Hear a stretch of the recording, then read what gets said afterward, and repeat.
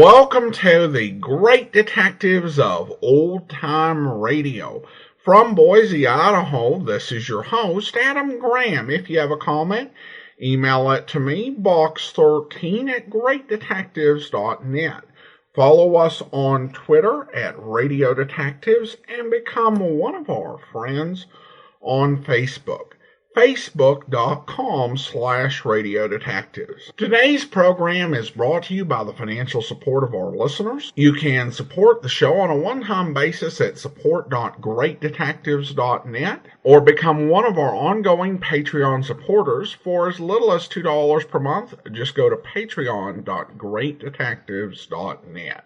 Well, I want to begin by, first of all, thanking Clarence Gilliard, who recorded a lovely promo for us and for starting Tales of the Texas Rangers on the Great Detectives of Old Time Radio. I didn't know exactly how it would work, but in terms of people enjoying the ad and responding favorably to it, it was way more successful than I could ever have imagined. And I hope some folks are listening to this podcast who might not have been, if not for the ad. Clarence Gilliard was an actor whose work I first encountered when he was playing Conrad McMasters on Matlock. But to a great many people, the role that he will forever be remembered for was the role that came after that, when he played Ranger Jimmy Trevette on Walker, Texas Ranger. Tales of the Texas Rangers first came to radio in 1950. It was one of several series that was launched after the groundbreaking success of Dragnet in 1949. Prior to Dragnet, it's safe to say that the hottest genre for radio dramas was the hard-boiled detective. And it had been for a few years. And certainly it would not go away with the launch of Dragnet. But what became truly hot in radio for the next several years were realistic crime shows. And we've heard a few of them in recent months, such as Squad Room, which was pitched as focusing on interrogations. The Lineup, which was pitched as focusing on police lineup. And despite the distinctions that the shows tried to stake out, the case with many of these urban crime dramas, if you'd heard one and liked it, you would probably like another. When it came to Dragnet clones, unless it wasn't particularly well done. All kind of blend if you're not paying too much attention. Yet some found a way to stand out. We played The Silent Men recently, which was unique for its focus on a variety of different federal agents. And then we have Tales of the Texas Rangers. The show's producer, Stacy Keats Sr., managed to persuade the Rangers, who were a little bit hesitant about publicity, that the show would actually be a good idea. The Texas Rangers became officially involved in the series in the same way that the LAPD was involved in Dragnet or the FBI was involved in This Is Your FBI, with stories that were based on actual case files from the Texas Rangers from between 1928 and 1948. Of course, before the series could make it to air, an audition had to be recorded and presented to the networks. So we're going to go ahead and take a listen to this audition recording. The audition date is April 10th, 1950. Let's take a listen.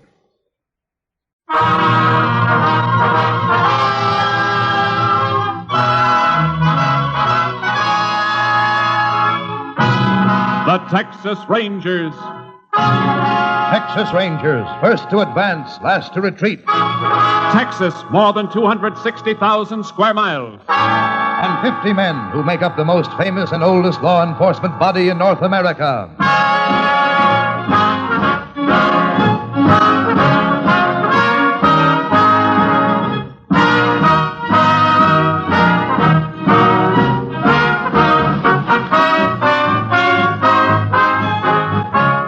From the files of the Texas Rangers come these stories based on fact. Only names, dates, and places are fictitious for obvious reasons. The events themselves are a matter of record.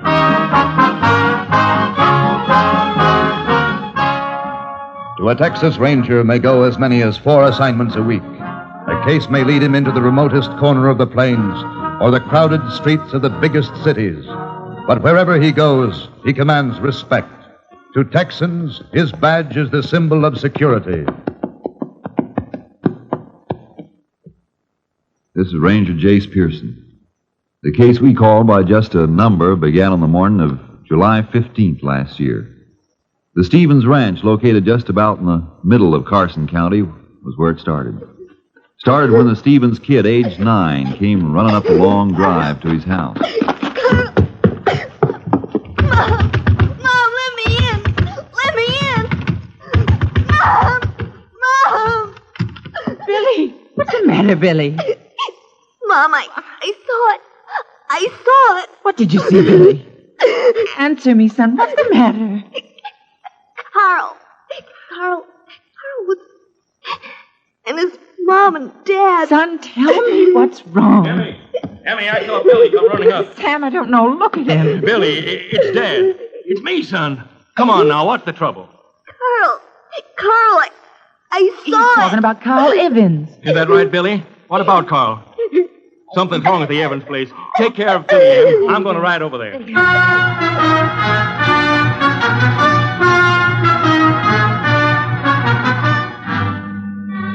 Sam Stevens saddled a horse and rode to the Evans Ranch, over 3 miles away. What he saw there made him call the sheriff, who arrived a half hour later. They're in here, Sheriff. All right, Sam. Oh. This is what Billy saw. Kid all right? Hysterical when I left. Look at here. Flatiron, Sam. Yeah. Don't touch it. Flo and Tom Evans was killed with it. And him. The kid, Carl. Yeah, little Carl. But kind of dirty. Who'd do a thing like this? It's gonna be hard finding out who did it. Hard? Yeah. No telling when it happened. Oh. Yeah, I see. Reckon even the autopsy won't tell much. Not in this case.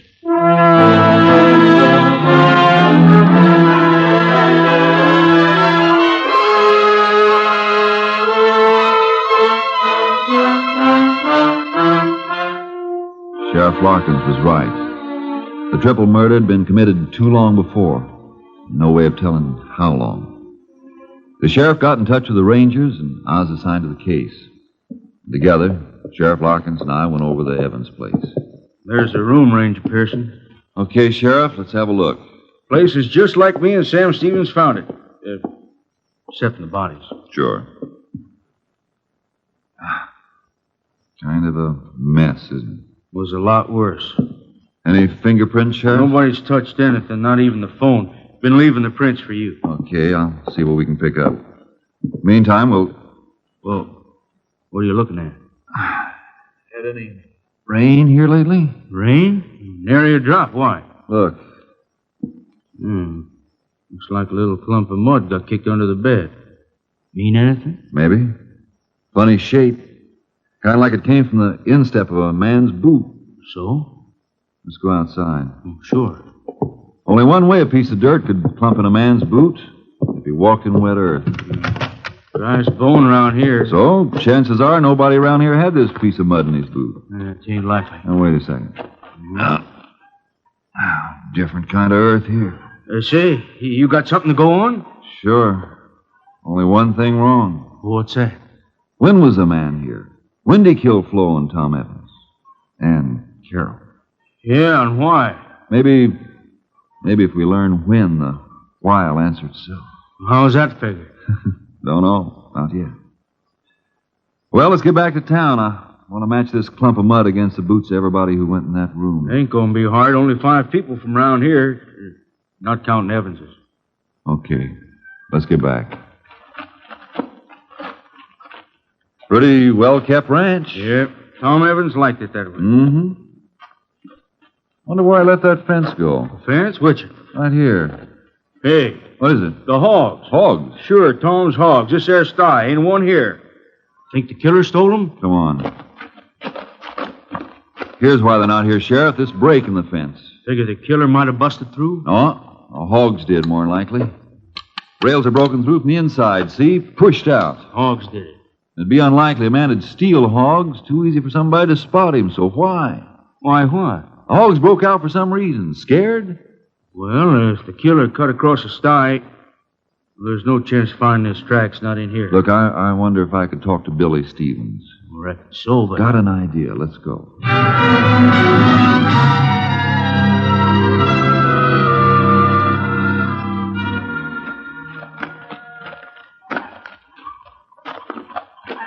Hello, Billy. Huh? Nice pony, Billy. Yours? Oh. Yeah, he's mine. He don't know you, mister. Oh, I'll fix that. Hello, boy. You got a name, Billy? Uh-huh. Jinx. Fixing for trouble, huh? Got a good mouth, fine legs. Good boy, Jinx. He don't let everybody pet him. Well, I can't blame him for that. Oh, by the way, my name's Pearson, Billy. Jace Pearson. Howdy. Howdy. You come to see my dad? Well, matter of fact, Billy, I dropped by to see you. Me? Yep. Ever see one of these, Billy? Texas Ranger badge. That's right. You a ranger? Sure am. Gee. Billy, Yeah, Ranger Pearson? kinda need your help. Mine? Real bad like. But... Sure.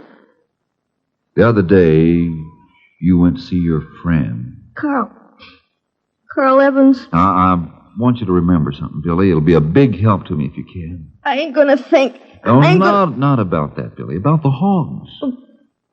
Hogs? Mm-hmm. Did you see the hogs? Mr. Evans' hogs? That's it? Sure. I saw them. In the sty, huh? No, they were loose. Running around loose. Sure? Sure. Running around making noise. And then I went up to the door. I knocked. Nobody answered. I went to the window. I looked in. And I... Fine. Guess we'll write down about the hogs in my notebook. And I'll put it in my report. With my name? With your name. You'll probably get a letter of thanks from the colonel. I will? Sure thing. Well, Billy, be seeing you. Hey, can I tell the kids I helped the ranger? You want to? Gee, you betcha. Okay. You tell them I couldn't have done without you.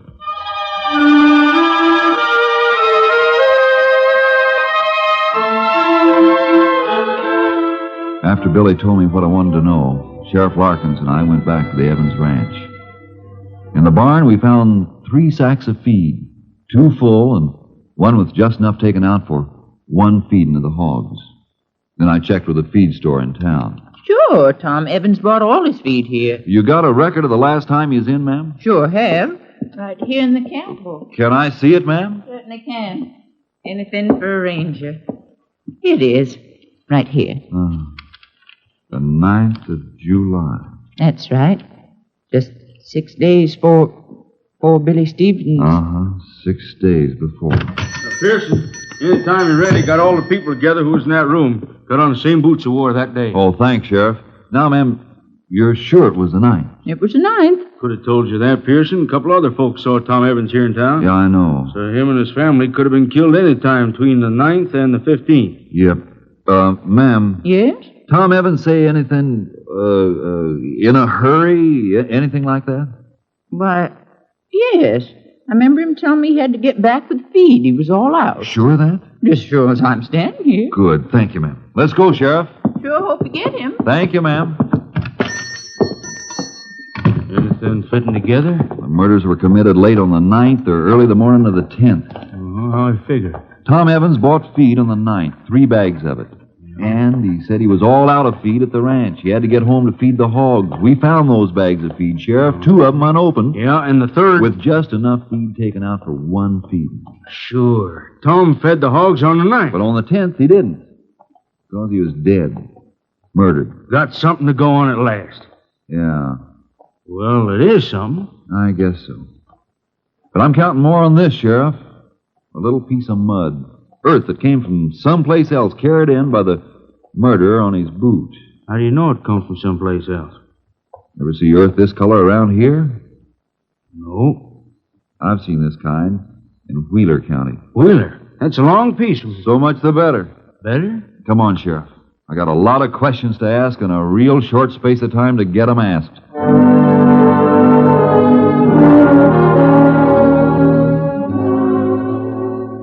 Mud, hogs. Didn't sound or look like much.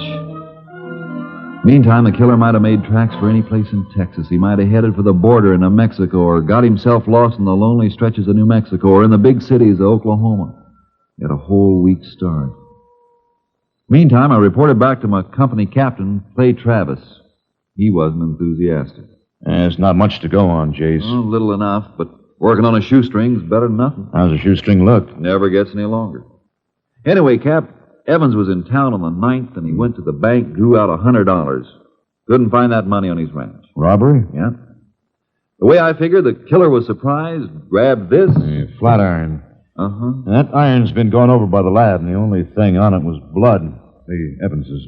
Couldn't pick up a clean print any place in the murder room, either. Ever figure it mightn't have been a stranger? Sure. But I'm laying my money on that piece of mud. Oh, say a report on it came from the Austin lab. You want to look at it? Sure do. Okay. There it is. Hey, you were right about Wheeler County. Mm-hmm. Looks like we're narrowing down a little. This particular sample found in southwest Wheeler County. Still covers a good piece of territory. Yeah. But there are just so many ranches in that section. Ranches? Oh, well, you figure your man might have worked on one, then? Could be. The way I look at it, he wandered down into Carson County, into town, might have seen Evans with the money, tailed into the ranch. Without being seen by anyone? That's my point, Cap. This time of year, there's a lot of folks passing through, looking for work. Ever pay much attention to one of them? Yeah, lots of times. Well, you're paid to do it. Other folks aren't. Not unless he acts up to attract attention. So you've got no description. Might get one in Wheeler County. You want to check every ranch there and send in samples of earth from every one of them. Be seeing you. How are you going? I'll take the radio car. Keep in touch that way. And I'd like to take this flat iron with me, if it's okay with you. Yeah, it's okay with me. Oh, better take a horse trailer, too. Something tells me when I find our man, it'll be someplace only a horse can get to.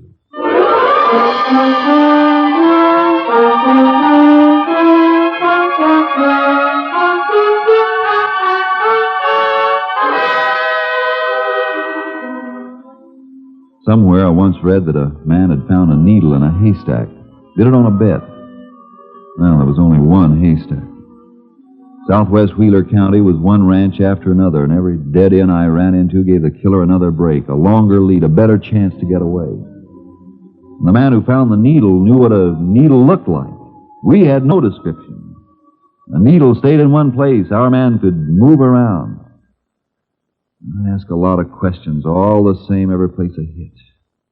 Then on a ranch near Ramsell, I got the first real lead. Come on, have some coffee. We can talk. Don't go to any trouble. Trouble for a ranger?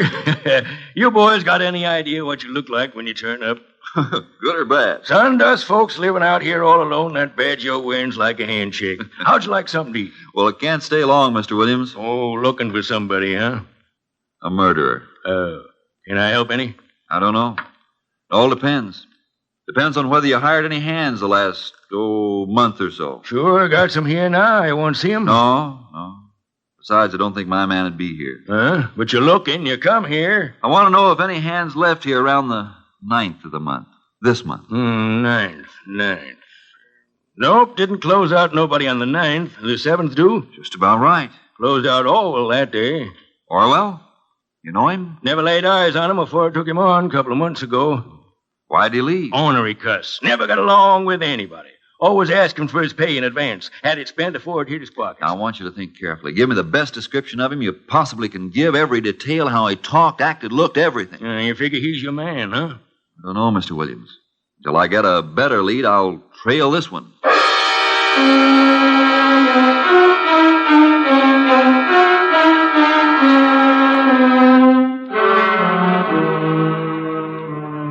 Williams gave me Orwell's description.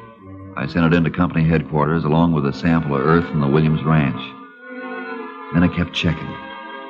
Yeah, here and there, Orwell had been seen. Got in a poker game, lost some money, picked up a few dollars doing odd jobs, but always moving westward toward Carson County and the scene of the murders. Meantime, I put in a call for Captain Travis through our Amarillo radio, KTXE. He was out, but an hour later he came through. Unit 3 to Unit 10. Unit 3 to Unit 10. Unit 10 to Unit 3. Unit 10 in Gray County, outside of Lafers. Anything for Unit 10?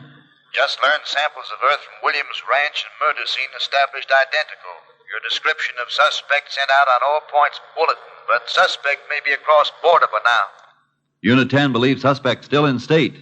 Why Unit 10? When suspect left Williams Ranch, he had his pay. Didn't keep it long. Evidence indicates suspect a drifter. Probably thinks he's safe by now and won't move fast. Highway patrols and ranger units near borders alerted. Suspect's previous travel habits indicate he stays to back trails. Which direction you moving, Unit 10? Unit 10 moving west toward Carson County. We'll keep Unit 3 informed. Unit 10, 10-4.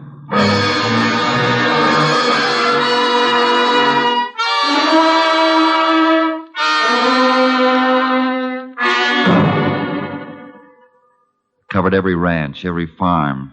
Traveling by radio car when I could and on horse when I had to leave the highways.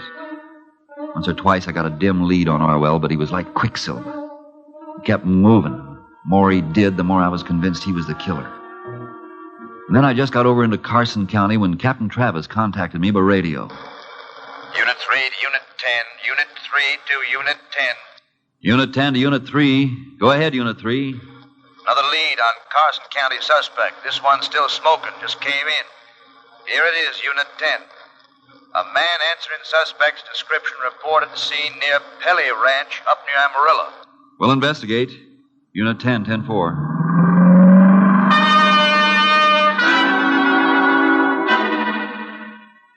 I covered the 60-odd miles to the Pelly Ranch near Amarillo in something less than an hour. Got in touch with the foreman and told him what I wanted. But he told me... Got no hand named Orwell, Ranger? Sure? Darn sure. Man you described's a poke named Martin. That doesn't mean a thing. Probably a phony name. Sure, could be. What do you want to do about it? Where is this Martin? Riding fence, north of here. I want to get to him. Not in your car. I got a horse. You'll need it. But look here. If this guy's what you say, he ain't going to stay long in one place. Hands got paid off yesterday, and Martin's headed for the north fence early this morning. Where'd he start from? I can show you. Come on. You say this Orwell was riding a sorrel? That's what he left the Williams Ranch on. Well, this Martin's riding a black. Man can change horses as well as his name. Sure. You see him start out this morning? Yep, rode as far as the edge of the corral with me. Tell him when I want it done. That'll help some. Looks like it'll be a trailing job. Yes, guess so. Well, here's where he started from. Big mess of tracks here. Not telling which one's Martin's horse. But do you ride off alone? Uh-huh. Straight north, heading for the fence. Well, thanks a lot. I'll see if I can pick him up.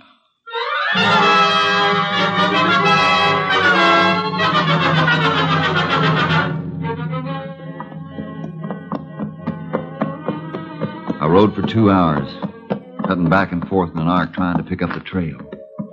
Then I got a break.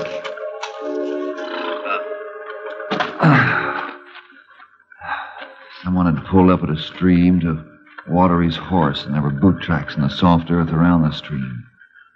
A cigarette butt that hadn't been smoked too long before.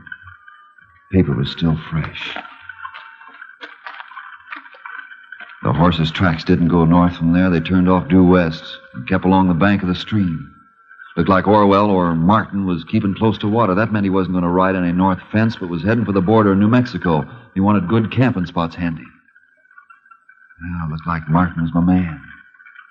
But I didn't know. For sure.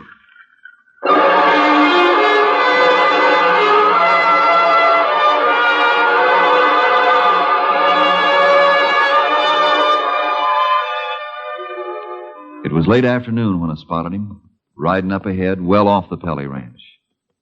I put my badge away and my guns under my shirt and caught up with him. Who's there? Howdy. Howdy. Yeah, been trying to find you. What for, mister? Boss sent me out. Boss. Sure, back at Pelly's. Looking for me? Yeah, looking for you. Why?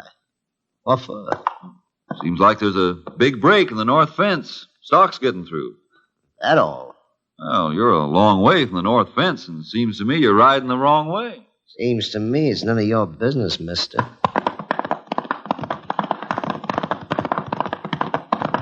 I thought you were working for Pelly. Nope. How come? Quit. Yeah? You tell Pelly? Nope, just took a look at the fence. Too much of it for me.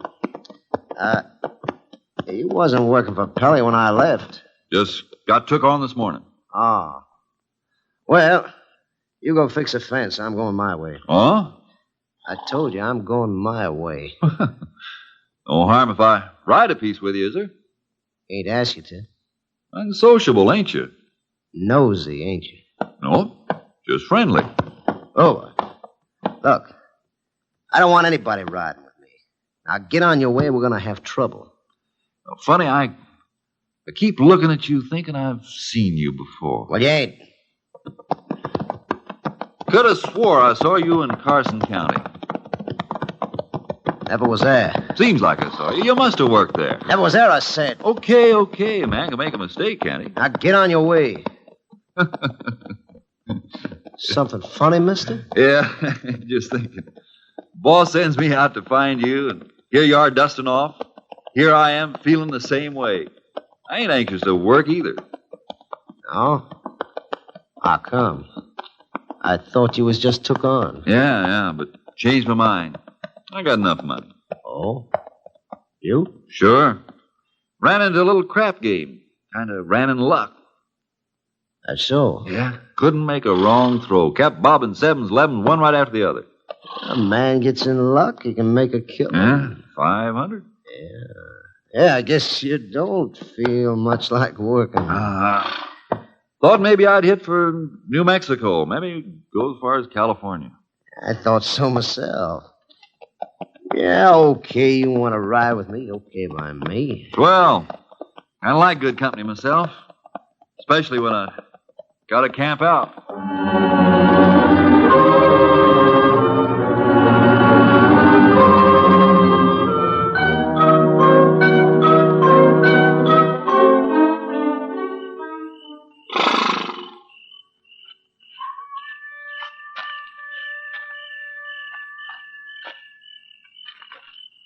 Hey, you sleeping? Hey.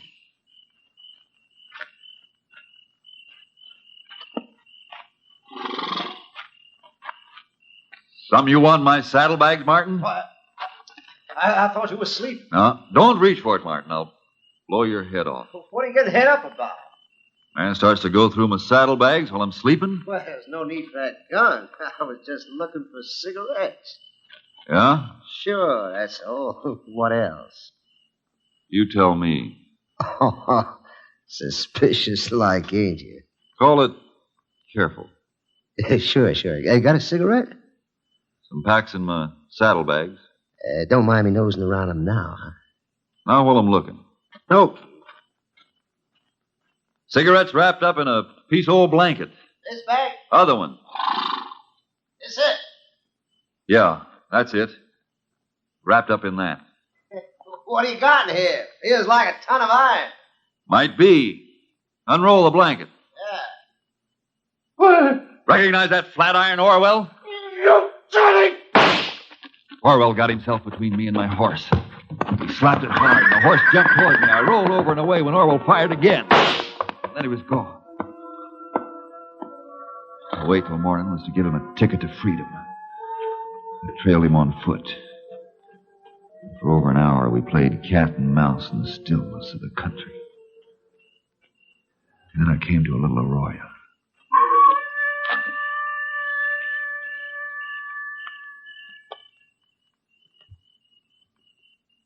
Orwell!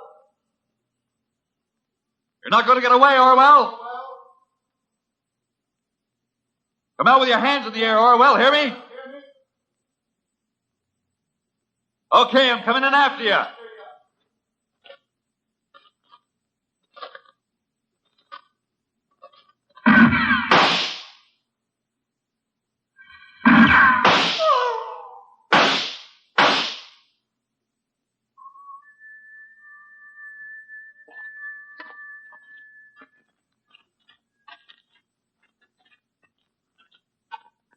Toss your gun out, Orwell. Yeah. Gun flashes make good targets in the dark, Orwell. How come you know my name? Found it out. Still say you never been in Carson County? Who are you? Jace Pearson, Texas Rangers. There ain't nothing you got on me. Nothing. I think there is, Orwell. You gave yourself away when you saw the Flatiron. The Flatiron that killed a man, his wife, and a little kid. Okay, we better get going.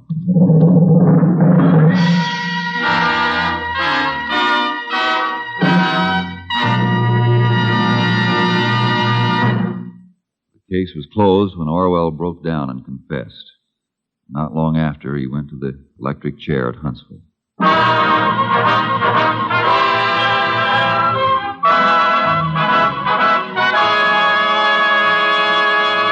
You have just heard an authentic reenactment of a case from the files of the Texas Rangers.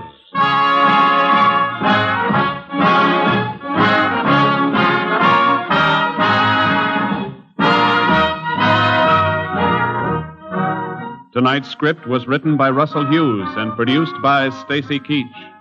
Next week, the National Broadcasting Company will bring you another case from the records of the oldest law enforcement body in North America, the Texas Rangers.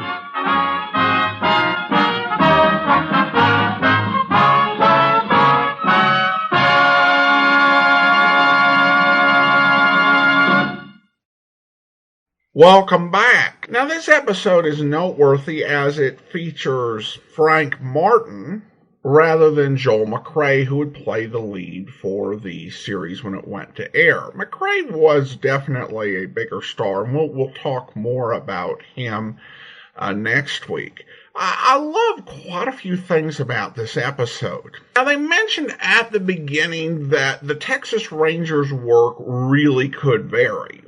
They could be working anywhere in the state, and that could include big cities, or it could include some really rural, desolate stretches. And I do appreciate these sort of rural stories that we do get with Tales of the Texas Rangers. I think those tend to predominate, which actually makes it very different from all of the urban detective programs that went on the air. Now, of course, you would have portrayals of rural crime in other programs, but I also think that Tales of the Texas Rangers was less likely to, pour on a bunch of silliness than another series that might be telling less of a procedural story and more of a mystery with a bit of laughs where the detective stumbles into the rural area. And also we get some great clues,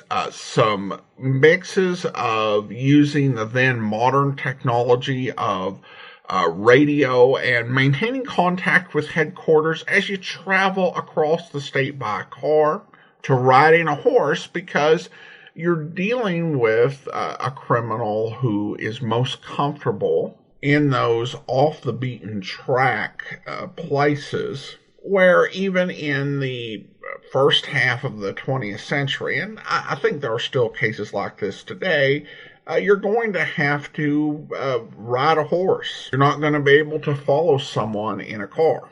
Of course, because the Rangers' jurisdiction ends at the state line, it's important to figure whether he is going to leave the state. Because if his man's left the state, then the state of Texas needs to put out a warrant for other states to pick him up, and there's just nothing that Ranger Pearson would be able to do. Certainly that wasn't always the case. Louis L'Amour, who was dedicated to historical accuracy, wrote the stories of his Texas Ranger, Chick Beaudry, and Beaudry frequently would go out of state or even down into Mexico to get suspects that had successfully left the state. That really was not something that Ranger Pearson would do in the 20th century, whatever Ranger Chick Beaudry might have done in the 19th.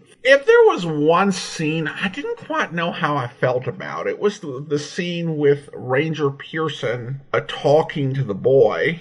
And when him even bringing up the incident and reminding him of finding the body seemed to make the kid act like it was, practically PTSD that he was going through. Just having to remember any aspect of that. And then getting all excited when he found out that he was helping the ranger. I don't know if it's bad, it just didn't ring true to me. And maybe I'm missing something there, but that was really just kind of a nitpick. This was a really solid audition recording. And while I really enjoy Joel McCrea, and it'll be great when we get into hearing him play Jace Pearson next week, Frank Martin was okay. Now, I also want to highlight the fact that Andrew Rhines, who does sound editing for this podcast, has actually gone through Tales of the Texas Rangers. He's on his second trip through the series, and you can take a listen at otrwesterns.com. He's more towards the end of the series, so he'll be playing a different episode each week than we're playing right now. But check that out at otrwesterns.com, and you can kind of listen to different episodes at different times, and also compare our approaches to different episodes. So encourage you to check that out over at otrwesterns.com. Now, I will say for those who are newer listeners to the podcast, the commentary is generally not quite this long, but we are introducing a new series as well as providing some background. So this week's and next week's are going to be a bit longer than normal. So just an FYI on that. All right, well, now it's time to thank our Patreon supporter of the day. I do want to go ahead and thank Ronnie, Patreon supporter since May, currently supporting the program at the Shamus level of $4 or more per month. Well, that will actually do it for today. A reminder, if you're listening to this podcast on YouTube, be sure to like the video, subscribe to the channel, and mark the notification bell. Next week on Tuesday, we'll be getting into previously uncirculated episodes of Jeff Regan, and Saturday, of course, we'll be bringing you an episode of Tales of the Texas Rangers. Coming up on Monday, we'll be bringing you another episode of Casey Crime Photographer, where We haven't a single lead to work on. Professor Wendell's a definite lead. He's a definite complication. Huh? If two of Schultz's torches put the snatch on him this morning because he caught him setting a fire, they probably bumped him off by now. Logan, I don't think Professor Wendell has been bumped off. Why? Casey, the gang won't dare let him live if he saw what we think he did. Oh, they'll give him the works eventually, Annie. But Jake Schultz is going to do a whole lot of thinking before he okays a murder that would hit the front pages and stay there. Logan, Jake's in the fire business, but he does his best to avoid strong heat. Yeah. I'll have Skinny Jake and his mob brought in. We'll force information on him. Ah, you won't force anything out of Jake or his mob. That's been tried before. Do you know of anything else we can try? I can try something. You? Yeah. What? I'll have to keep to myself. There can't be any cops in the picture, Logan. Meaning you know some crook who might be persuaded to spill? Meaning you ask no questions and I answer none, now or later. Okay. Help me find Professor Wendell alive, and you can write your own ticket. Attaboy, Logan. Thank you. I'll get started right away. Now stick around your office here, and I'll phone you after I make my contact. I'll be near the phone. So long. Oh, I'm going with you. See you later, Captain. Okay, Miss Williams. And carry your luckiest horseshoe, Casey. Yeah, I guess I'll need it, pal. I hope you'll be listening then. In the meantime, do send your comments to box13@greatdetectives.net.